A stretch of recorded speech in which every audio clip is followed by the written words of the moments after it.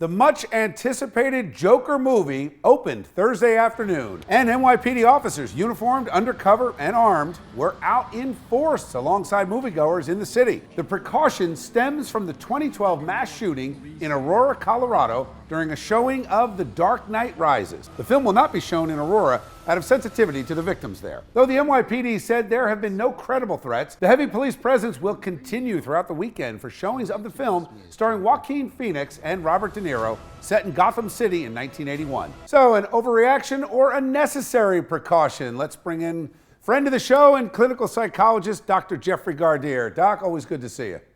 Always great to see you, Bill. What do you think, Doc? My thought is it's damned if you do, damned if you don't. People are going to say, wow, it doesn't feel like I'm going out to relax at a movie. At the same time, I think the NYPD has to do this. What do you think? I absolutely think they have to do this. It is for the protection of the public. And you have to look at what happened a couple of years ago. So precaution is the way to go with this. Doc, this isn't your typical bad guy versus good guy Batman movie. No, but the Joker is based on a normal guy who ends up being victimized, ends up being disfigured, and then loses his mind because of it, and how now wants to take revenge on society. Doc, if you can, stick around. I'm going to bring in tonight's panel. We've got Allison Young, Republican strategist. Great to see you, Allison. Thanks, Bill. And Bill Caruso, attorney and Democratic strategist. Good to see you, Bill. Hey, Bill. Allison, let me start with you on this. You heard what the doc said. I think he's got a great point. But is there a reasonable expectation out there that people are like, that is just too real? I think so. I mean, if you're saying that the New York City Police Department has to defend movie theaters, that's very real. Do you want to, by choice, go to a movie where you know there has to be an armed cop making sure that nothing bad's going to happen while you're there? That's a choice that seems ridiculous to me. Bill, I mean, to you, I'm not a fan of superhero movies. This seems more like a deep psychological thriller on the dark side. May not be my cup of tea, but at the same time,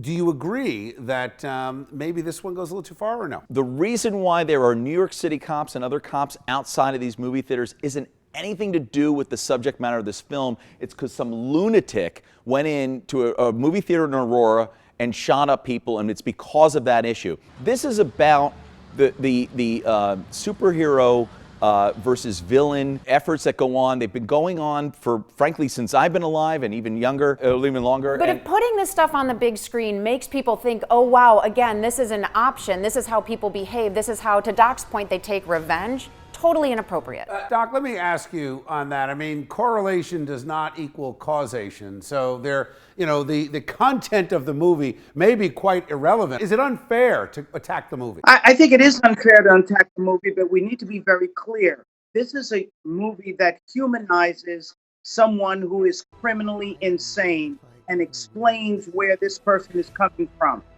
The knowledge is valuable, but those people who are at risk, those people on the fringes, we have to be careful because we're afraid they may act out. So back to Allison's point, makes a lot of sense to criticize the movie, maybe, but maybe that's separate from the NYPD reaction, not having anything to do with the actual movie, and we've really got two separate issues here. Yeah, I think you're right with that. All right. Thank you, guys.